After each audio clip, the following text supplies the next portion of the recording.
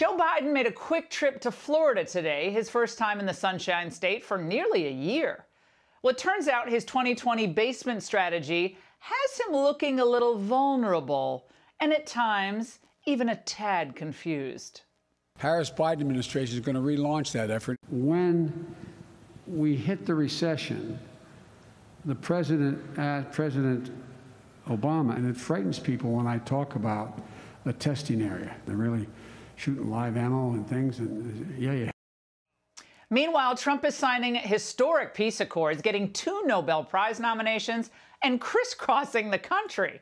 Now, over the past 36 hours, the president was in Nevada for a rally, California to deal with the wildfires, Arizona for a Hispanic event, then back to Washington to sign the Abraham Accords. And after all that, he then headed to Pennsylvania for a town hall tonight, which will have, as I said, first reaction later in the hour. Trump is truly the Energizer Bunny of politics. Keeps going and going. Now, for Biden, though, a big day is, casting a primary vote just a few minutes' drive from his home. And what about early voting? You guys voted early today? Because I'm going to be in, where am I tomorrow? I'm in Florida.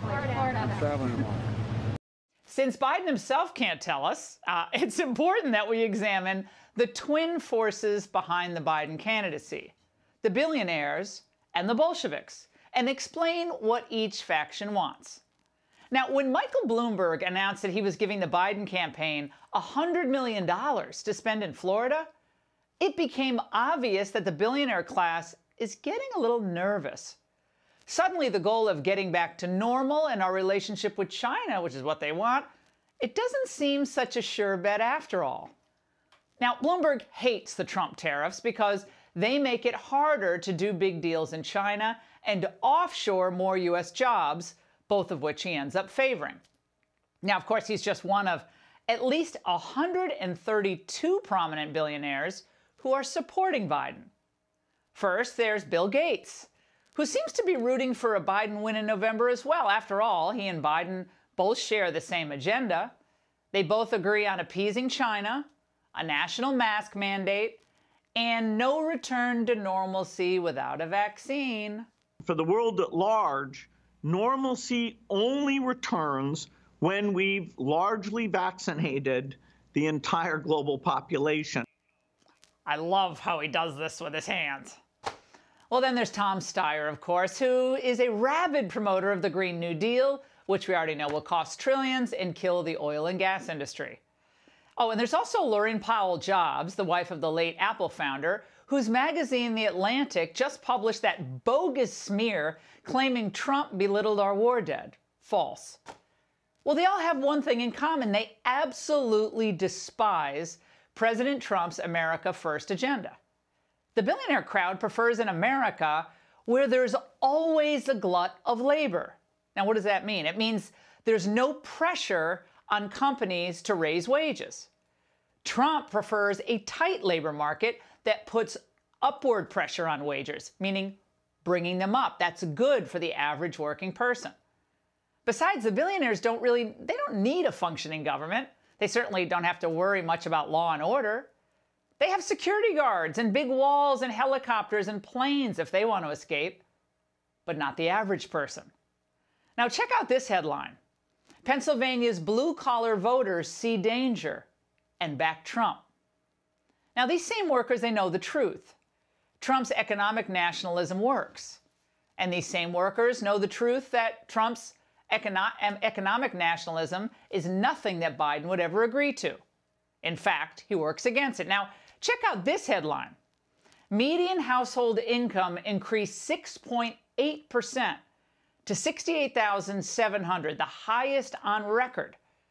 Now, the nation's poverty rate fell by 1.3 percentage points to 10.5%. Of course, this was in 2019, and that was down from 11.8% in 2018. This marked the lowest rate since estimates were first published in 1959, and it was the 5th consecutive decline. Now, this was real money in Americans' pockets, all before the pandemic. And if Biden wins, there's going to be no repeating the 2019 fantastic numbers because we'll be in lockdown, as I said last night, with massive job losses and stagnating wages. Oh, we're going to be hit with a $4 trillion tax increase as well. Now, the only thing that will trickle down from all of this is poverty, government dependence. Now, the other force supporting Biden are the modern-day Bolsheviks, the AOC +3 types, plus Antifa, as far as the eye can see. They believe that America is an awful, rotten, racist country, and they plan to punish anyone who gets in the way of their cultural revolution. AOC's tweet yesterday is characteristic of how she feels about us. The fact of the matter is the United States is engaged in a program of mass human rights violations targeting immigrants. This includes a mass child separation, systemic sexual assault, police in detention, people in detention, kangaroo court procedures, and more. Our country must atone for it all. Of course, she's talking about illegal immigrants, not legal immigrants. Now, the radical fringe, they are going to let billionaires run economic policy as long as they can run everything else. So AOC's fine as long as she can do climate policy, have a say in the courts, the DOJ. That's because they'll use every tool in the government's power to harass Americans who defy the socialist edicts. It's going to be a long, dark period of recriminations and retribution. And don't think for a second that Biden or Kamala Harris or anyone else will even try to slam the brakes on as we speed towards socialism. This is our time to make sure we get rid of Trump and we elect someone who's going to be responsive to the policy positions we are advocating for. Joe Biden has put probably the boldest plan I've ever seen in my lifetime to be by 2035 carbon neutral. What came out of those task forces were pretty strong progressive programs. Joe Biden is prepared to do that. Now, Biden is being propped up by the energy of the left that loathes America more than it really likes him, along with the money of some of the richest men and women on the planet. But neither the billionaires nor the Bolsheviks have much interest in building a strong middle class. The billionaires don't like workers who can think for themselves, and the Bolsheviks, they don't like the masses to be independent of government control. They've formed kind of an unholy alliance to turn the whole country into a giant version of Baltimore, with a tiny number of rich people and a lot of poor people. But the middle class, guess what? It still gets to vote. And if we want to preserve our way of life, if we want to keep the good jobs that have been created in recent years and the freedoms that Americans have enjoyed for centuries, we'll reject Biden, the billionaires, and the neo-Bolsheviks. And that's the angle.